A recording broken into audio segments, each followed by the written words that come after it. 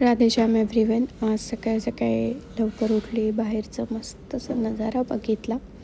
आणि काय आहे ना, एकदा का तुम्हाला सकाळी लवकर उठायचा चस्का लागला की त्यानंतर मग तुम्हाला त्याची सवयच होऊन जाते. मग सकाळी सकाळी काम करून घेतलं ऑफिसचं, कारण की मग दिवसभर दुसरे कामं करायची आहेत. झाडांना पाणी घातलं आणि झाडांना पाणी घालून झाल्यावर मग आपलं सकाळी घरातले थोडेसे कामं आवरले. आज एकादशी आहे, तर एकादशीचा उपवास पण केला आहे. सो मग सकाळी सकाळी ब्रेकफास्टला फ्रूट्स खाल्ले आणि ही झाली फराळाची तयारी सुरू. आज सुरुवात होती करंज्यांपासून. मग आईंनी करंज्यांचं पीठ भिजवलं आणि मग आम्ही लाटायला सुरू केलं.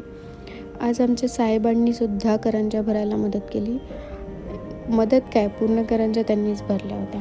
आणि आमच्या चिंटुकल्या ईश्वरीलासुद्धा हौस होती की अरे थोडंसं मी पण करून बघते. ती पूर्ण वेळ आमच्या इथे बसून राहिली की तिला एक लास्टची तरी आम्ही करू देऊ. सो दॅट मग आम्ही तिला एक लास्टची करंजी भरू दिली आणि ती खूप खुश झाली ते करंजी करून.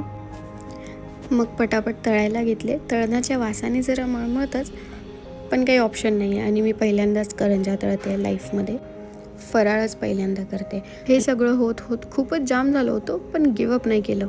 मग केली वासुबारसची पूजा आणि मग आपलं ऑफिसचं काम केलं पुन्हा. आणि आता गुड नाईट.